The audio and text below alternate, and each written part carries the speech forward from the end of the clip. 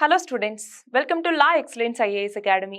ఇవాళ మనం ఎన్వైరన్మెంట్కి సంబంధించి ఎన్వైరన్మెంట్ రెస్పాన్సిబిలిటీని ఫినాన్షియలీ వైబుల్ మోడల్గా ఎలా చేంజ్ చేయాలి అన్న టాపిక్ గురించి చూద్దాం.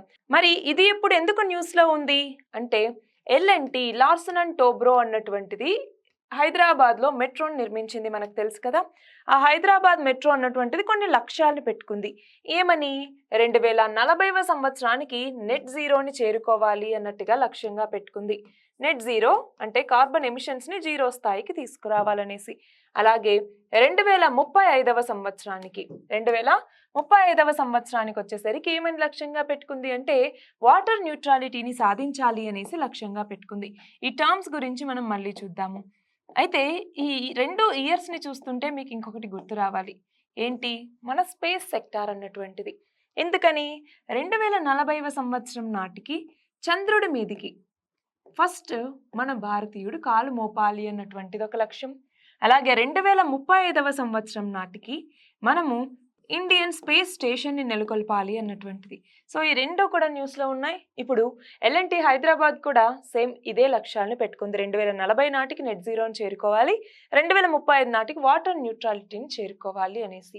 అయితే ఇక్కడ మనం గమనించాలి, సస్టైనబిలిటీ అన్నటువంటి టాపిక్కి సంబంధించి అసలు సస్టైనబిలిటీ లేదా సుస్థిరాభివృద్ధి అంటాం.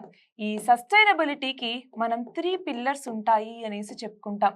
అంటే ఇదొక హోమ్ లాగా కనుక తీసుకుంటే సస్టైనబిలిటీకి దీనికంటూ 3 పిల్లర్స్ ఉంటాయి. ఏంటి అవి? ఒకటి వచ్చేసరికి ఎకనామిక్ పిల్లర్ అన్నటువంటిది. సో ఎకనామీ అన్నటువంటిది. రెండవది వచ్చేసరికి ఎన్విరాన్మెంటల్ సస్టైనబిలిటీ అంటాం. So environmental. మూడు వచ్చేసరికి సోషల్. ఇలా మొత్తం 3 పిల్లర్స్ ఉన్నాయి. అందులో మనం ఇప్పుడు ఎన్విరాన్మెంట్ అలాగే ఎకానమీ ఈ టాపిక్స్ గురించి చూడబోతున్నాం. మనకి తెలియాలి, డిపిఎస్పిలో ఆర్టికల్ 48A ఏం చెప్తుంది? మన ఎన్విరాన్మెంట్ని మనం కాపాడుకోవాలి, మన వైల్డ్ లైఫ్ని మనం కాపాడుకోవాలి అన్నట్టుగా చెప్తుంది. కానీ ఇప్పుడు ఏమవుతుంది? ఎయిర్ పొల్యూషన్ అన్నటువంటిది పెరుగుతుంది. సిటీస్లో అయితే ఇది మరింత ఎక్కువగా ఉంది. మనకి ఎయిర్ క్వాలిటీ ఇండెక్స్ అంటాం కదా, ఐక్యూ ఎయిర్ ప్రకారం ఇండియన్ సిటీస్లోకి వచ్చేసరికి ఎయిర్ పొల్యూషన్ అన్నటువంటిది చాలా చాలా ఎక్కువగా ఉంది.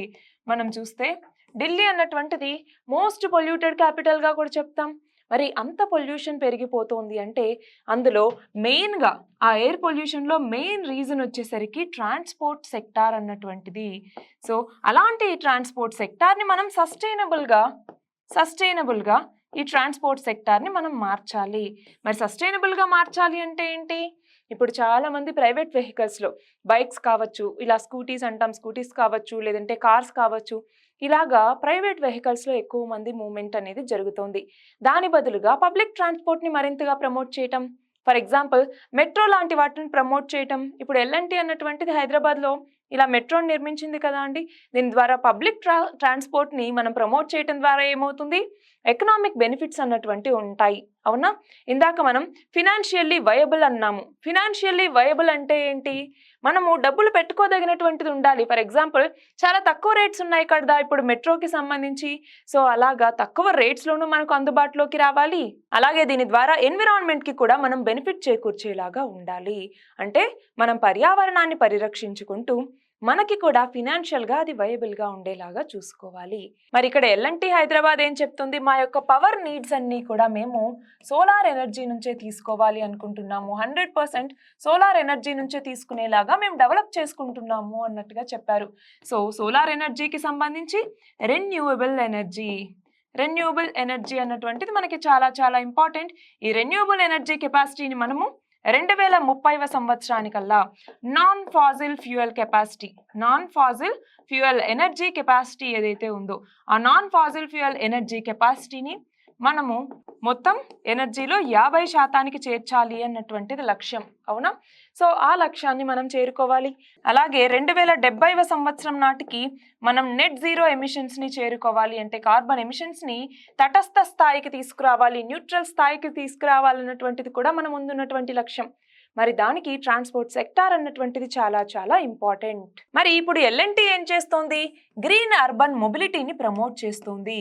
Green urban mobility.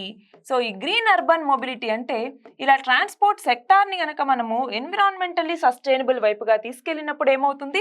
Carbon foot print అనేటటువంటిది తగ్గుతుంది. కార్బన్ ఫుట్ ప్రింట్ అంటే ఏంటి? ఒక మనిషి ఇదిగో ఇంత కార్బన్ ఎమిషన్స్ చేస్తారు అన్నటువంటి దాన్ని మనం కార్బన్ ఫుట్ ప్రింట్ అంటాం. సో కార్బన్ ఫుట్ ప్రింట్ తగ్గింది అంటే అప్పుడు ఎయిర్ పొల్యూషన్ అన్నటువంటిది తగ్గుతుంది. అంతేనా? ఎయిర్ పొల్యూషన్ అన్నటువంటి తగ్గుతుంది. సో ఇక్కడ ఏమవుతుంది? ఫినాన్షియల్గా మనకి వయబుల్ మోడల్ వచ్చినప్పుడు దీని ద్వారా కార్బన్ ఫుట్ ప్రింట్ తగ్గుతుంది, ఎయిర్ పొల్యూషన్ తగ్గుతుంది అంటే ఇది ఎన్విరాన్మెంటల్ రెస్పాన్సిబిలిటీని ఇక్కడ మనం తీరుస్తున్నట్టేనా? సో అందుకు ఇది చాలా ఇంపార్టెంట్. ఇక్కడ మనకి కొన్ని టర్మ్స్ అనేవి తెలియాలి. అందులో ఒకటి కార్బన్ క్రెడిట్ అన్నటువంటిది. కార్బన్ క్రెడిట్స్ అంటే ఏంటి? ఇవి కొనుగోలు చేసుకోవటానికి వీలుగా ఉంటాయన్నమాట. దీని ప్రకారం ఏంటి? ఒక టన్ను కార్బన్ డైఆక్సైడ్ ఎమిషన్స్కి, ఒక టన్ కార్బన్ డైఆక్సైడ్ ఎమిషన్స్ని తగ్గిస్తున్నావు అంటే అప్పుడు ఒక కార్బన్ క్రెడిట్ అన్నటువంటి దాన్ని ఇవ్వటం జరుగుతుంది. సో ఇక్కడ ఏంటి? ఒక టన్ను కార్బన్ డైఆక్సైడ్ ఎమిషన్స్ నువ్వు తగ్గిస్తే నీకు ఇదిగో క్రెడిట్స్ ఇస్తాము, దీన్ని మీరు పర్చేస్ చేసుకోవచ్చు అంటే దీన్ని మానిటైజ్ చేసుకోవచ్చు అనమాట. మనం ఇక్కడ గమనించాలి, ఒక టన్ను కార్బన్ డైఆక్సైడ్ అంటే ఒక చెట్టు 40 సంవత్సరాలు ఈ కార్బన్ డైఆక్సైడ్ని తీసుకునేంత అమౌంట్ అనమాట. ఒక టన్ను కార్బన్ డైఆక్సైడ్. ఇలా ఒక టన్ను కార్బన్ డైఆక్సైడ్ ఎమిషన్స్ని తగ్గిస్తే ఒక కార్బన్ క్రెడిట్ని ఇస్తారు. ఆ కార్బన్ క్రెడిట్ని మనం వేరే కంపెనీకి లేదా వేరే ఇండివిజువల్కి మనం అమ్ముకోవచ్చు అనమాట. ఇదొక వర్డ్. అలాగే రెండవది వచ్చేసరికి water foot print. Water foot print అంటాం. ఏంటి వాటర్ ఫుట్ ప్రింట్ అంటే? మనం ఒక గూడ్ని కానీ ఒక సర్వీస్ని కానీ ప్రొడ్యూస్ చేసేటప్పుడు ఎంత వాటర్ అంటే అమౌంట్ ఆఫ్ వాటర్ ఎంత దానికి అవసరం అవుతుందో దాన్నే మనం వాటర్ ఫుట్ ప్రింట్ అంటాము. దీనిని కనుక మనం న్యూట్రల్ స్టేజ్కి తీసుకొస్తే అంటే వాటర్ యూసేజ్ని మనం న్యూట్రల్ స్టేజ్కి తీసుకొస్తే దాన్నే వాటర్ న్యూట్రాలిటీ అనేసి పిలుస్తాము. వాటర్ న్యూట్రాలిటీ, ఈ వర్డ్ కూడా ఇంపార్టెంట్. వాటర్ న్యూట్రాలిటీ అన్నటువంటిది మనము ఏదైతే లక్ష్యాలు పెట్టుకున్నామో 2070 నాటికి నెట్ జీరో రావాలి అనేసి, అలాగే 2030 నాటికి నాన్ ఫాజిల్ ఫ్యూయల్ ఎనర్జీ అన్నటువంటిది 50% ఈ రెన్యూబుల్ ఎనర్జీ నుంచే రావాలి అనేసి, ఇలా ఏవైతే లక్ష్యాలు పెట్టుకున్నామో వాటిని సాధించడానికి ఇవి చాలా చాలా ఇంపార్టెంట్. అలాగే మనకి గ్లోబల్ కార్బన్ కౌన్సిల్ అన్నటువంటిది ఉంది. Global carbon council. ఈ గ్లోబల్ కార్బన్ కౌన్సిల్ అన్నటువంటిది ఏంటి? మనకి ఎన్విరాన్మెంటల్ సస్టైనబిలిటీని పెంచాలి, అలాగే లో కార్బన్ వరల్డ్ ఎకానమీని ప్రమోట్ చేయాలి అనేసి ఉద్దేశంతో తీసుకొచ్చినటువంటిదే గ్లోబల్ కార్బన్ కౌన్సిల్ అన్నటువంటిది. అలాగే మన ఇండియాలో అయితే ఇండియన్ గ్రీన్ బిల్డింగ్ కౌన్సిల్ అన్నటువంటిది ఉంది.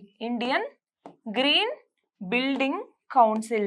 ఈ ఇండియన్ గ్రీన్ బిల్డింగ్ కౌన్సిల్ కూడా ఏం చేస్తుంది అంటే మనకి సర్టిఫికెట్ అన్నటువంటిది ఇస్తుంది. మీరు ఎన్విరాన్మెంటల్ సస్టైనబుల్గానే హౌసెస్ని కానీ అపార్ట్మెంట్స్ని కానీ కన్స్ట్రక్షన్స్ని కానీ నిర్మిస్తే దానికంటూ ఒక సర్టిఫికెట్ని జారీ చేసేటటువంటి సంస్థ ఇండియన్ గ్రీన్ బిల్డింగ్ కౌన్సిల్ అన్నటువంటిది.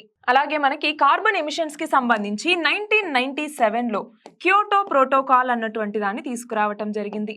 Kyoto protocol. సో ఇది కూడా మనకి ఇంపార్టెంట్. అలాగే మనకి ప్యాట్ అన్నటువంటి ఒక స్కీమ్ ఉంది. ప్యాట్ అంటే ఏంటి? పర్ఫార్మెన్స్ అచీవ్ అండ్ ట్రేడ్ అనేసి పిలుస్తాం ఈ ప్యాట్ స్కీమ్ ఒకటి.